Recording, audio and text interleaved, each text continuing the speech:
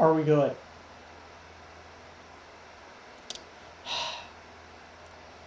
Got more of these chat bots. Holy crap, I've been streaming for this long? Okay. I think we're gonna... Yeah, I'm gonna end it after this video. I just want to get my... Just want to finish this up. MMOs, gacha games, mobile games, and ping... Yeah, the stream just get disconnected midway.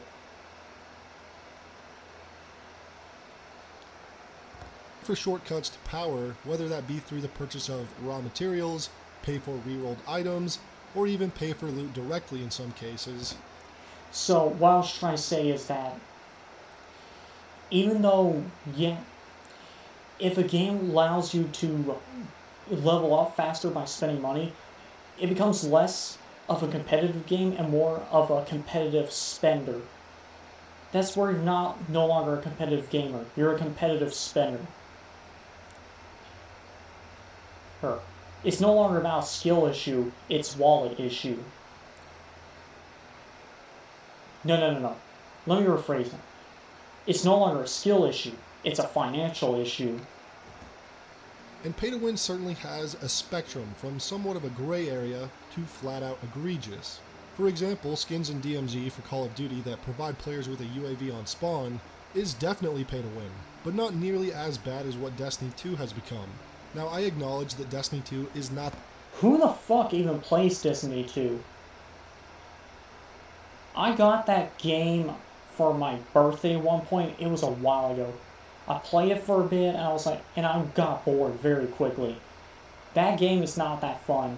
It's pretty boring. The most egregious example of pay to win.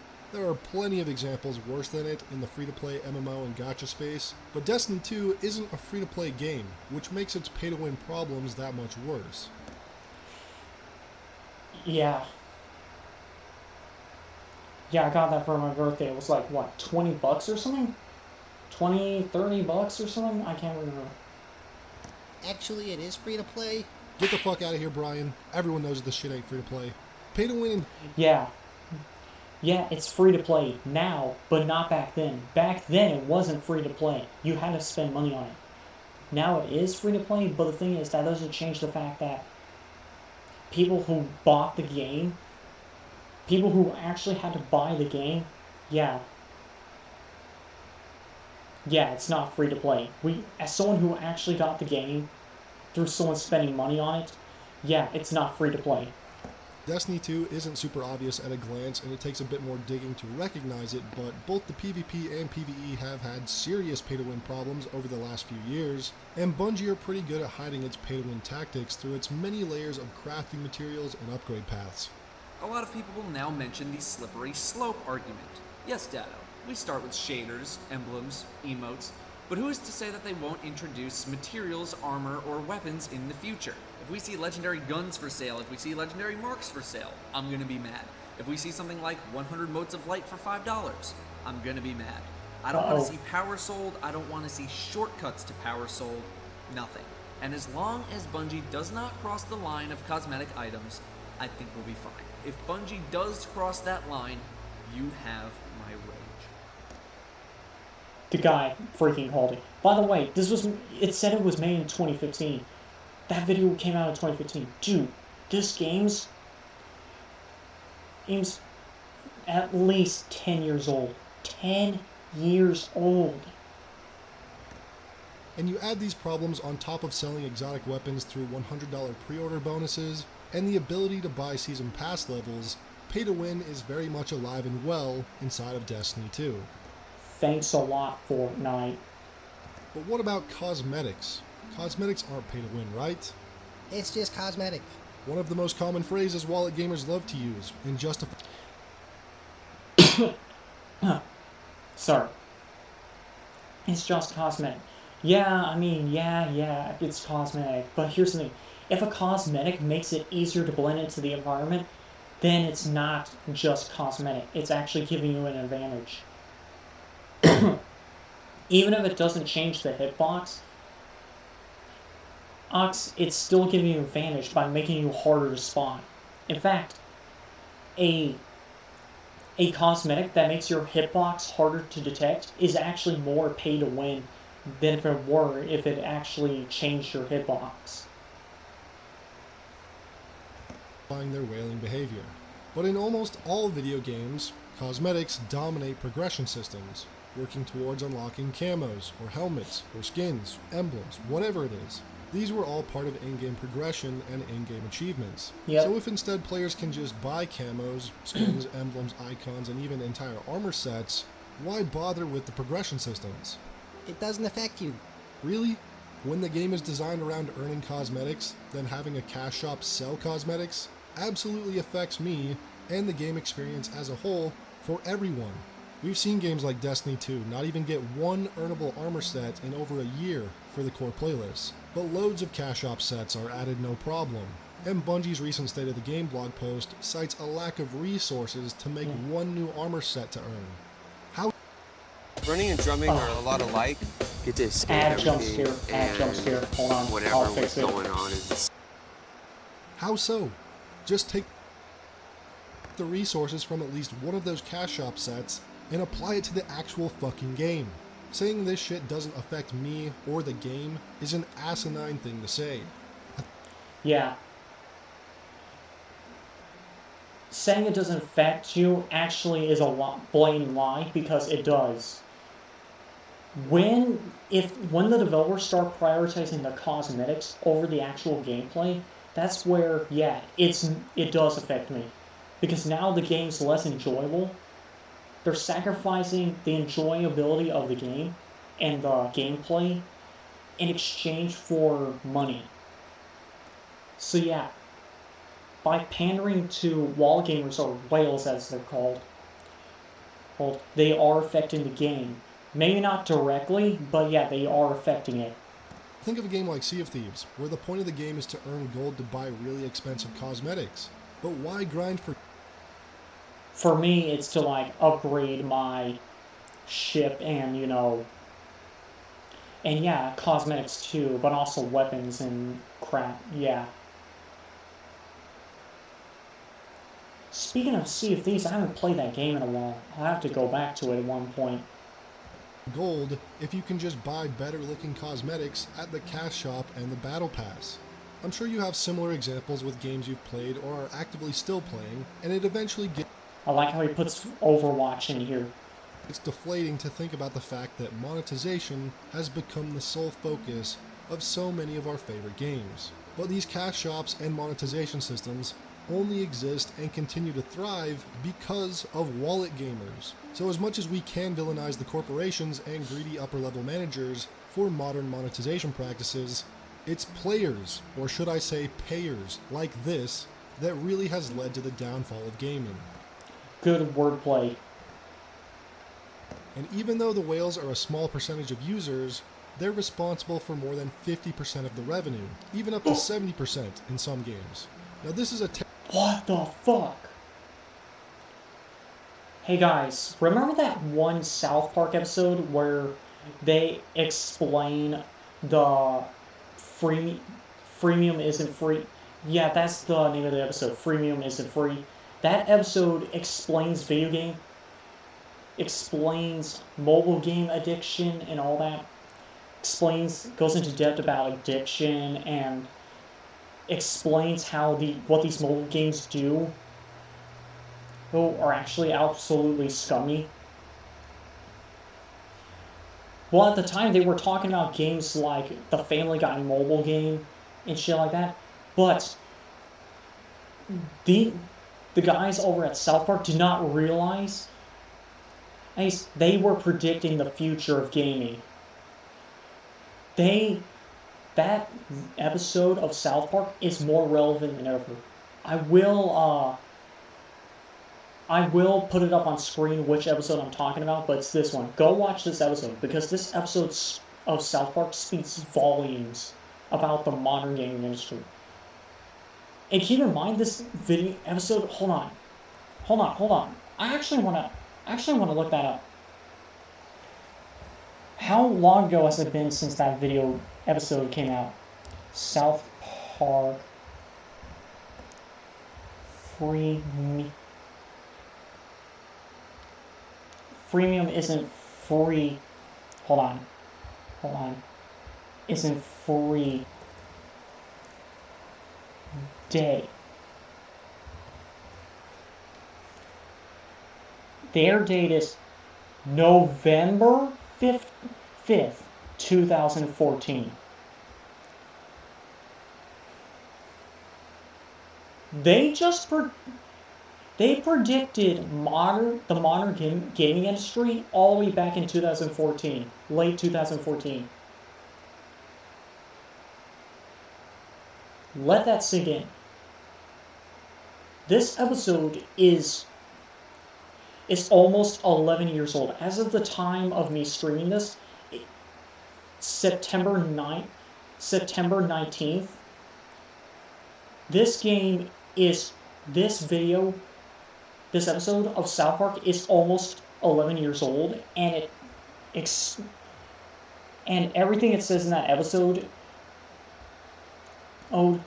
speaks volumes about the modern gaming industry today. Exposes today's gaming industry. The gaming industry today. That episode wasn't just, at the time it was a comedy, but holy crap, it was a foreshadowing. It wasn't just a comedy, it was a foreshadowing. They were predicting the modern gaming industry. Holy crap, if only we knew how bad it would get. Terrible problem, because this leads to many more studios to design their games, again, specifically for this audience. Keep games running on just enough life support to stay afloat, but dump all the majority of resources into monetization. It's a vicious cycle where eventually these studios and whales will begin to destroy each other, if they haven't already. And as more time goes on, I've stayed further and further away from live service gaming in general, because wallet gamers, just like gambling addicts and collectors, can't help themselves. They are Again, South Park called this too. The epitome of impulse buying and always fall for FOMO. And just because they have the money, they spend it, casually destroying the industry, blinded by their compulsion to spend. That's the thing, this game, you know how the games don't just hand you the cosmetic the second you buy it, or even when you win it through lottery? The funny thing is, the reason why they don't do that, and they do this all flashy show where a crate pops in front of you and then it opens and then all the flashy shit comes out and then the cosmetic appears. The reason why they do that is because it's calculated. It's the same thing with a slot machine. When you pull the lever on the slot machine, all the lights flicker and shit. The thing starts rolling. The reason why all that happens just from pulling the lever is to keep you addicted, to keep your eyes on it, to keep your attention, and to feed into your dopamine. All these things the video games do now these video games are doing the exact same thing. Different show, yet same calculated addiction. Truly pathetic behavior. Now I want to shift this video into a more positive direction and highlight Deep Rock Galactic mentioned some examples of games made for gamers, not for wallet gamers. And Yes. the first is a recent title, Baldur's Gate 3. Let's go ahead and read this. I haven't been able to play Baldur's Gate 3. I have played a little bit of it, and I can say it's actually interesting. It's a turn-based game, but this turn-based game is actually something I'm interested in. I actually want to stream myself playing that with you guys at one point. Here, okay? Are there any, this is a question that was sent to the developers, Larian Studios of Baldur's Gate 3, Listen. asking about in-game purchases. Are there any in-game purchases in Baldur's Gate 3? They respond. They say this. No. Alright, no. Great. No, there will be no in-game purchases in our game. We believe in providing a complete and immersive gaming experience without the need for additional purchases. Enjoy the game to its fullest without any additional costs or microtransactions. I think, guys, we don't get a lot of those nowadays, you know? It's been a while since we've been able to hear this, and it's nice to hear it again.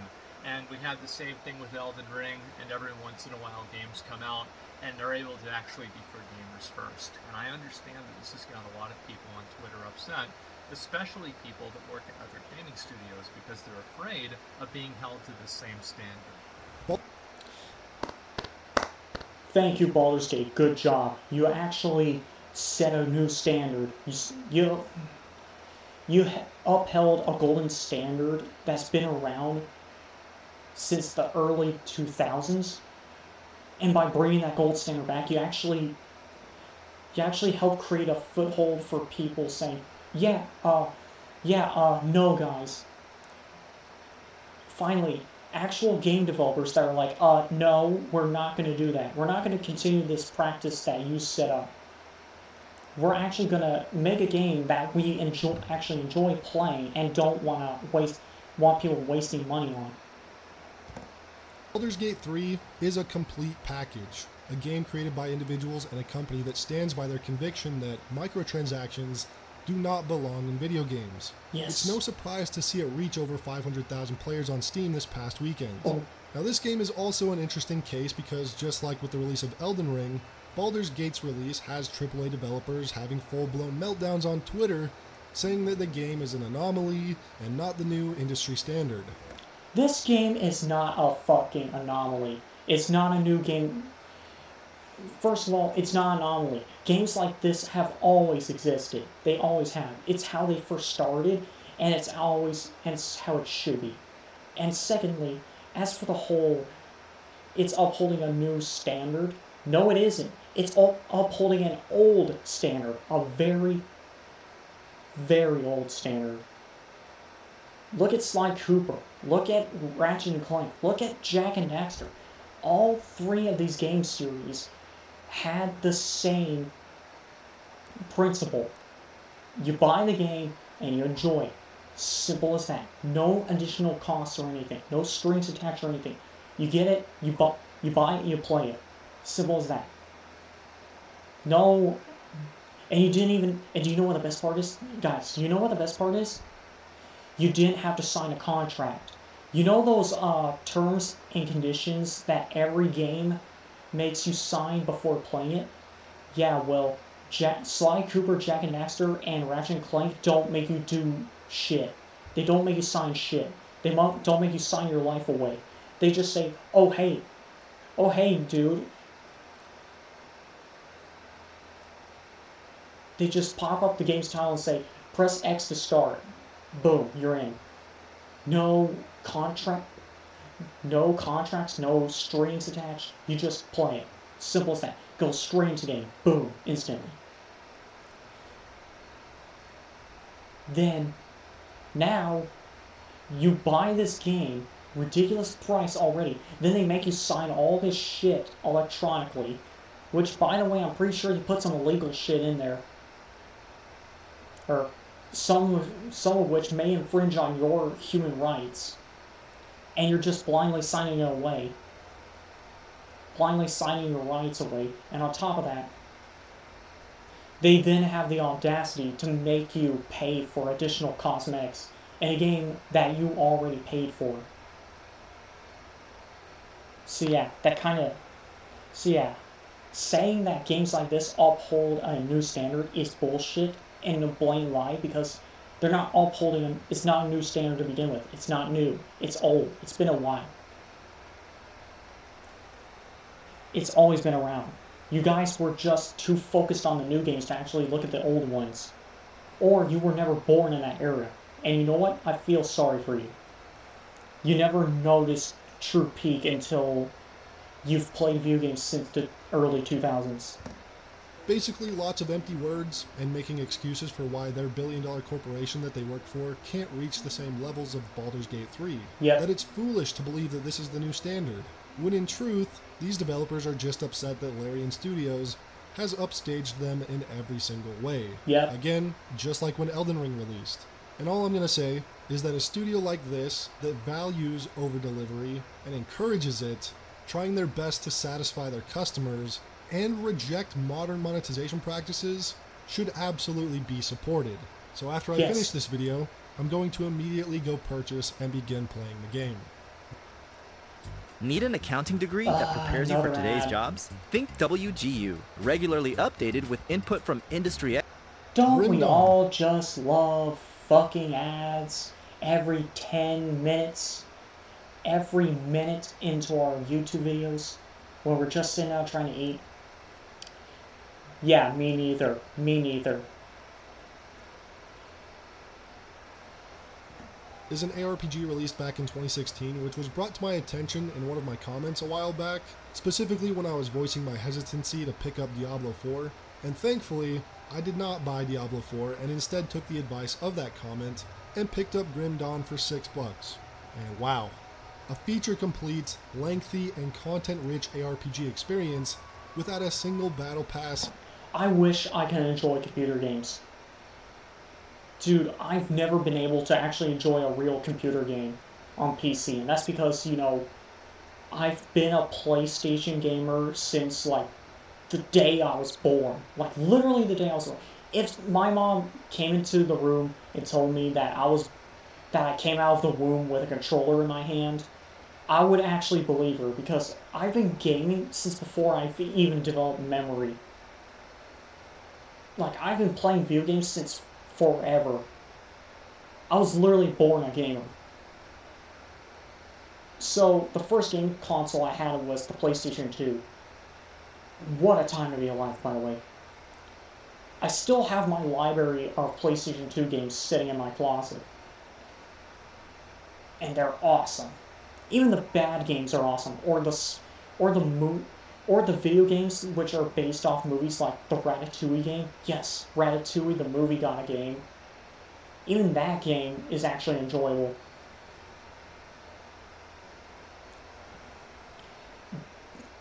And yet, these games come out, and they're so... And despite all the graphics, despite all the flashy shit, despite them being free, they're boring as hell. They are boring as hell. They don't give you anything exciting. They don't give you an adventure. They just simply put you in a competitive setting and throw in some side quests and expect you to somehow be enjoyed by it. Dude, the games I played actually didn't just simply throw me in and expect me to just, you know, just play it. They actually gave me a story that changes as I play the game. As I get further into the game, the story actually changes, and the environment too. And you get more side quests the further in you go, constantly forcing you to actually enjoy the game longer and actually adds more story. Watch Dogs 1 is a great example. People rip on this game for graphical changes, however, I compared the pilot or the demo to the game I'm playing. I literally cannot tell the difference. I don't know what people are talking about in graphics. I'm getting off topic, but yeah. What I'm trying to say here is that older games really were better than modern games. Really are better than modern games.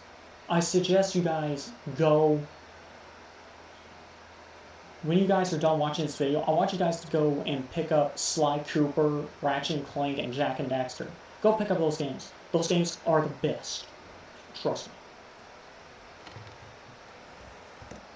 Or Cash Shop, and in that time, they've released several expansions for the game, and several more free content updates since then, including a new fairly large update set to launch in just a few months. Good. So if you were disappointed or fell out of favor with Diablo 4, I highly recommend picking this one up. Tunic is a fantastic little game that surprised me more than I thought, and while I haven't finished the game myself, I did watch my wife play through the game at various points, and even helped her clear a couple bosses. And this game absolutely blew away my expectations. I'd always heard it was a good game, but Tunic is truly one of the best games ever made. It's on Game Pass, so please, just go play this one. I actually think I got that one on the PlayStation monthly. And I could actually play it for you guys at one point, so I'll give that a try at one point. a battle bit in a recent video, which I recommend checking out if you missed it, but I wanted to bring it up one more time because of what a current DICE producer recently said in regards to Battlefield 2042. Obviously, Battlefield and BattleBit are very similar games, and the community has been memeing on DICE and EA that BattleBit is somehow a better Battlefield game than 2042 is, and DICE producer Ryan MacArthur's response was, "Players didn't understand how the specialists were supposed to work, and if you don't understand how something is supposed to work, of course you believe that the old way was better." Yeah. Or, maybe Ryan, you don't remove classes from a fucking Battlefield game, you doorknob. You guys weren't... Okay, I haven't played Battlefield, so I don't know what they're talking about here, but I'm guessing like classes they're referring to loadouts, like in Call of Duty, or maybe they're referring to like classes like in Team Fortress 2, where each class has a different purpose. Either way,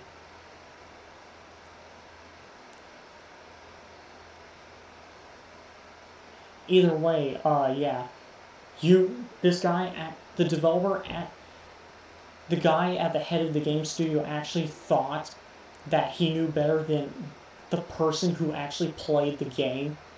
Come on, dude. so ahead of the curve and clever with your generic specialist system, okay? Your players just aren't stupid. They saw that you changed the game to actively reject the identity of the franchise in which it belongs. So again, I'm here to reiterate, if you want a proper new Battlefield experience, go play BattleBit. And I've said it before, and I'll always say it, go play a Souls game, any of them.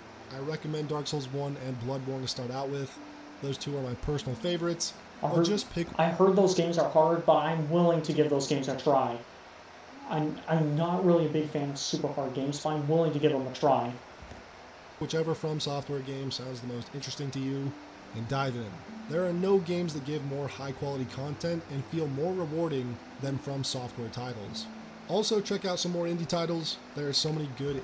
Yeah, Undertale, and Dredge too. I can't wait to stream Undertale. I actually played that game a while back. It's great. Indies out there. 2023 in particular has been a fantastic year for indies. Here's a few more recommendations. Check out my last video for some more recommendations. I hope you enjoyed this video. Subscribe for more, and I'll see you all in the next one. Thanks for the video, man. Hold on. I'm gonna stop it right there. Hold on. Thank you guys for watching the stream. Go follow me over on Twitch. Go follow me on Twitch if you want more, or Kick. And why don't you go ahead and go follow me, subscribe on my YouTube. And I'll see you guys later.